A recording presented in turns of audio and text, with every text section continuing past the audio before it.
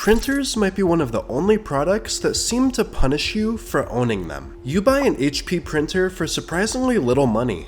Then the ink runs out, and somehow the replacement cartridges cost almost as much as the printer itself. So you buy cheaper third-party ink, and your printer refuses to use it. That's because HP spent years building software that controls which cartridges work, while also pushing subscriptions that charge you based on how many pages you print. Cancel, and HP can even deactivate ink still inside your printer. So how did HP turn printing into one of the most anti-consumer businesses on earth? Let's get right into it. For most people, buying a printer is pretty simple. You walk into a store, find a cheap one from a company that you recognize, take it home, and hopefully don't think about it again for the next few years. But for HP, selling you that printer is only the beginning. The traditional printer business works a lot like razor blades. The razor that you buy is pretty cheap, but the blades are where the money is made. HP could sell millions of affordable printers, get them into homes and offices, and then make money every time those customers needed more ink.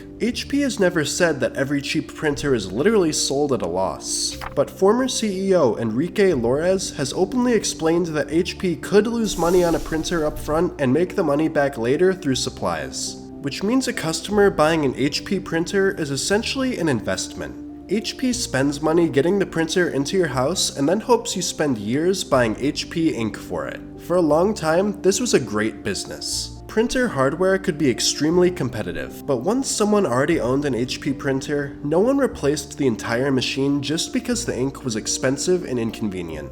Most people simply bought another cartridge. The problem was that there was nothing stopping somebody else from noticing exactly how profitable those cartridges were. By the 2010s, third-party ink had become impossible to ignore. Companies began selling refill kits and generic alternatives designed to work inside HP printers. And online shopping made the problem much worse. A customer no longer had to walk into an office supply store and stare at a wall of HP cartridges. They could go online and find dozens of cheaper alternatives.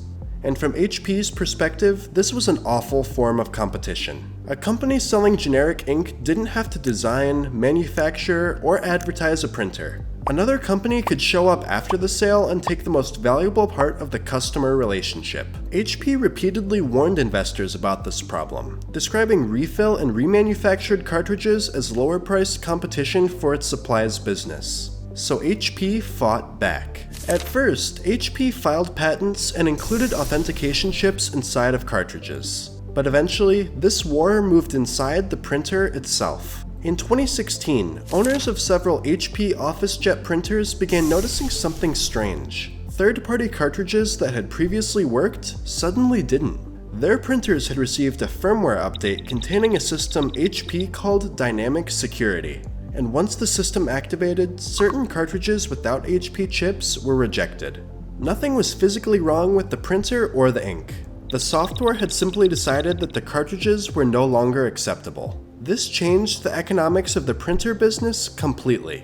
Before this, HP had to make it difficult for another company to manufacture a compatible cartridge. Now HP could potentially change the definition of compatible after the printer had already been sold. HP argued that dynamic security helped protect customers from counterfeit products, IP violations, and potential security risks. And there is some legitimacy to this argument. Researchers have demonstrated that cartridge electronics can create vulnerabilities. But dynamic security also had another very convenient effect. It made competing ink less reliable. HP had taken its old razor blade business to the next level, and customers were furious. HP apologized for the way the original rollout happened and released software removing the restrictions from certain affected printers. But HP did not abandon dynamic security.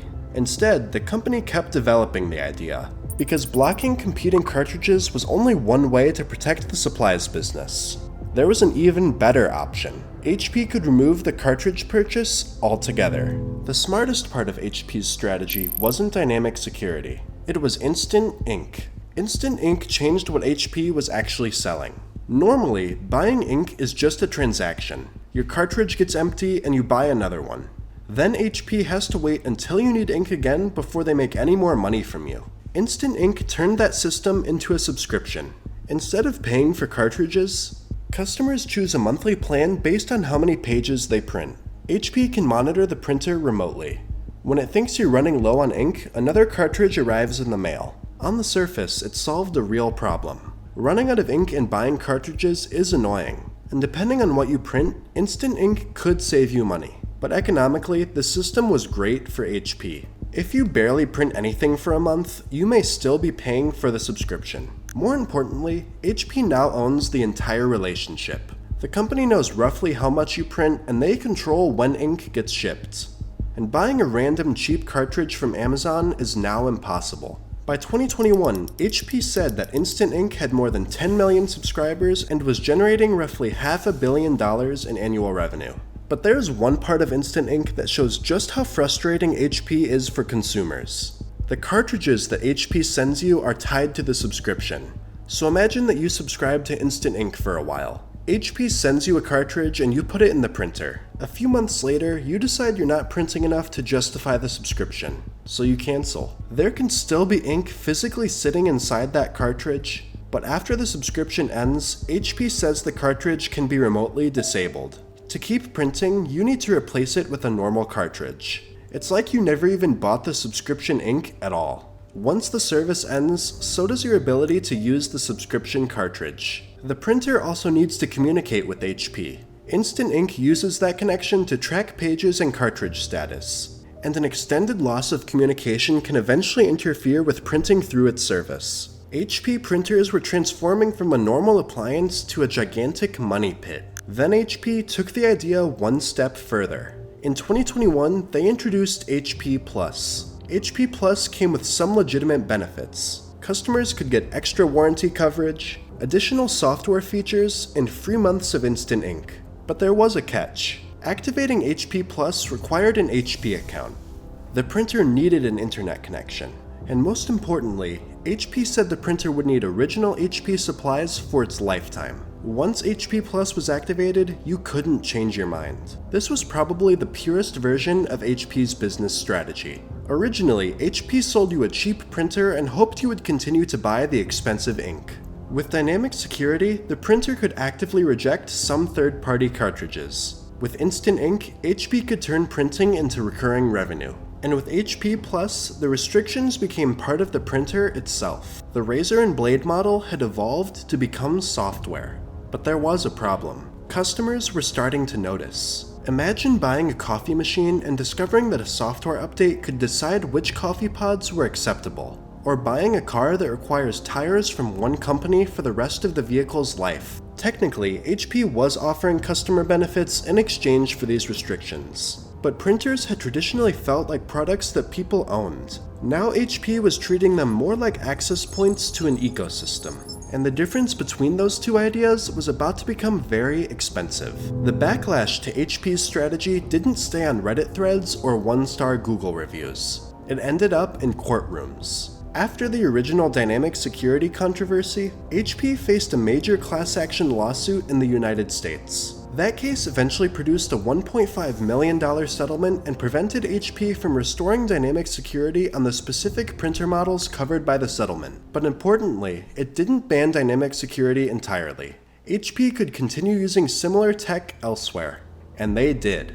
But regulators outside the US also started paying attention. Australia forced HP to compensate affected customers and improve its disclosures. Then, in 2020, Italy's competition authority hit HP with a €10 million fine. The regulator argued that HP failed to adequately disclose important restrictions involving non-original cartridges, and criticized the way that dynamic security could be modified through future firmware updates. That gets to the core reason why people became so angry. The problem wasn't just that HP wanted customers to buy HP ink. The problem was the level of control after selling the printer. A customer could buy a printer under one understanding of how it works, and then an update could change everything. And because replacing the entire printer costs much more than replacing a cartridge, HP had enormous leverage once the machine was already at your desk. Customers accused HP of using firmware to unfairly shut third-party suppliers out of the replacement cartridge market. Other cases focused on something even simpler.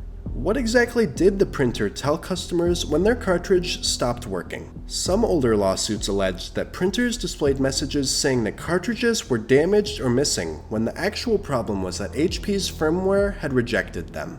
Former CEO Enrique Lores argued that cartridge security was important because malicious electronics could potentially create security risks for printers. There is real evidence that cartridge chips can be used by hackers, but there's much less evidence for the most dramatic version of this argument. Criminals routinely using cheap generic ink as a path into someone's corporate network. Security and business strategy can also be true at the same time. HP can care about protecting its printers, and making third-party cartridges harder to use can also be extremely good for HP's bottom line. Eventually though, HP ran into a problem that lawsuits couldn't solve. Customers began to have alternatives, and one of the biggest came from Epson. Instead of selling an extremely cheap printer that constantly needed new cartridges, Epson pushed its EcoTank system. You pay more for the printer up front. Then you refill large tanks using relatively cheap bottles of ink. It basically reversed the classic printer business model, and customers started buying them. Ink tank printers have continued taking market share around the world. By late 2025, Epson said that they had overtaken HP in global inkjet unit shipments for the first time. HP responded with its own smart tank products, which is really interesting when you think about it. After spending years perfecting a business built around recurring cartridge revenue, HP increasingly had to compete by selling printers designed to reduce dependence on cartridges. And something similar happened with HP Plus. In 2024, HP began pulling back from the HP Plus strategy on their new laser printers. Then, in late 2025, HP said that it planned to retire the HP Plus brand for new products. But they did not give up on subscriptions. The company continues to describe Instant Ink as an important part of its long-term printing strategy. And now HP has the all-in plan. Instead of merely subscribing to ink, customers can essentially put the printer, the ink, and support into one monthly service. HP isn't abandoning the idea of printing as a subscription. They're trying to find a version that customers are actually willing to accept. HP's printer business is still extremely profitable. Even as the number of printers it sells has declined, its printing division has continued producing operating margins in the high teens. So despite lawsuits and angry customers, the strategy basically worked. HP figured out how to extract enormous value from a shrinking, mature hardware business. But they might have pushed the idea too far, because every extra restriction makes the printer more profitable only if customers keep buying HP printers. If they switch to Epson, a tank printer, or decide they don't need a home printer anymore, there will be no user base left to monetize. But HP isn't the only massive tech company that managed to turn millions of its own customers against it. McAfee became so hated that even its own founder wanted nothing to do with it. Click here to see how McAfee Antivirus became one of the most despised pieces of software ever made.